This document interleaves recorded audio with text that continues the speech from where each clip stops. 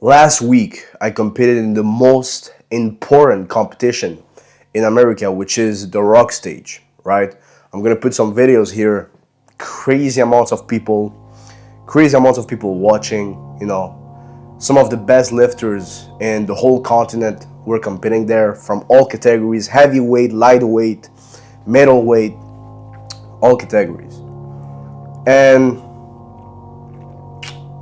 I'm not gonna sugarcoat my failure because it was a failure.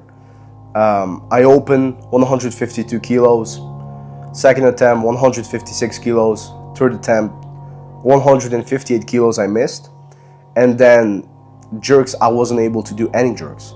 I was blacking out in the warm-up room, I was failing jerks, and so I went out, I did a clean with 170, and after the jerk I heard a crack on my knee and it didn't go well. I wasn't able to continue the competition because it was way too risky with the Olympic qualifiers. And I'm just telling you guys this for some context on what I'm about to say. And if you follow me on my stories, you follow me on my Instagram reels, you know that, I'm very ambitious. And I have one last shot at the Olympic Games. This is, probably the last time I'm actually, going to be able to be in a position to qualify for the Olympic Games. And it's this year. It's not in 2028. I need to start the Olympic qualifiers this year, and I need to start competing with the best in the world and be in the top 8 this year in China in October. And I have a couple months. And after the snatches, I was in the warm-up room and I realized how much work had to be done in order for me to reach the weights I need to reach, which is minimum 170 kilo snatch and 195 kilo clean and jerk. And as I was sitting there, I felt off. And I felt off, you need to be careful here, this is not an excuse. Feeling off, when you feel off, is a lack of preparation. When you're super in shape, when you've prepared with your whole entire being for, a certain max out or a certain competition or a certain training session, you just feel that hunger. You feel that hunger. And when you feel off, it's because you didn't, number one, you're not prepared, you're not in top shape. And number two, you haven't trained hard enough because you're not in shape in the first place, right? And some of these other influencers will come here and say, oh, but I just came back from 2 surgeries. Oh, but I just came back from a 10-month where, I didn't even know if I was going to lift again, which all of that is true in my case, but I'm not putting that as an excuse. The past is in the past, right? And I failed. In my eyes, I failed. For my coach, I didn't fail. For the people around me, I didn't fail. At least that's what they say, but I failed. In my mind, I failed. And I had to sit down with myself the week after, where I went to, Ohio, and I went to the mountains with some of my loved ones, with my girl and all of those things. And I had to sit down with myself and be like, realistically, I have 6 months. 6 months where my career can be over. Because then to qualify for another Olympic Games, it's 5 years of training, and I'm not gonna do 5 years of training. I want to, in the high level, obviously I'm gonna keep training with lifting, till I'm like 40, 50, 60 years old, but I'm not at the high level, too much sacrifice, and I want to, build a family, all of those things. And so I was like, this is my last shot, and I have 6 months. I'm giving my 100% when I need to be giving my 200%. I'm not operating at the level of urgency that this situation requires, right? I need to go hard and hard and hard every single day in training. And so I came back here to Montreal. This is where I live for the moment.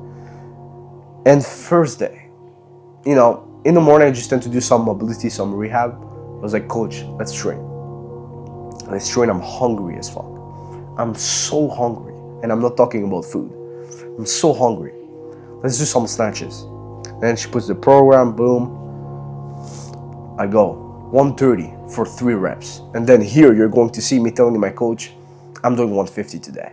I was having some fun, right? Because when I'm hungry, it's fun for me, right? I love being hungry. Went to 140 for 3, boom, 10 kilo PR, and 100. Then I did 150 kilo snatch. Pause for 3 reps for a 20 kilo PR. And I was like, dude, this is 170. This is 170. What the heck happened at the Arnold? Right? What the heck happened there? So I got even more pissed off. And I came back in the afternoon when I wasn't even supposed to train after 5 calls with my 3-2 members, which is, my business. I went 160 kilo clean and jerk for the first time without a belt. Was my knee hurting? Slightly. Did I keep pushing? Yes. Now it's after the session, do I feel pain? No. Because I'm hungry. And I want it as bad. I don't think you understand the amount of hunger and the amount of urgency I have right now. Because I'm not positive anymore. This is how you know if someone is serious about their goals, is when they throw all of the positive, for lack of a better word, positive shit over the window. And they're just like, you know what? I have 6 months for this, or I have 12 months to get this done. I'm gonna stop fucking around. Because if not, I'm gonna end up being a failure. That's how you know someone's serious. When they stop with the positive affirmations and the positive vibes and they just go into the trenches. They go in the trenches. And I have a question for you.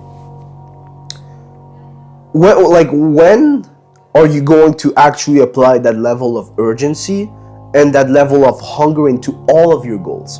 Because right now you're 30, you're 35, you're 40. What are you waiting for? Another 5 years to do 110, 120 kilo snatch? Or another 5 years to make 100, 200, 300, $500,000 per year? When is it? Because we only live one life. We only live one life, and you need to realize this. You're never going to be 32 again, or you're never going to be 25 again, or you're never going to be 21 again, or you're never going to be 65 again.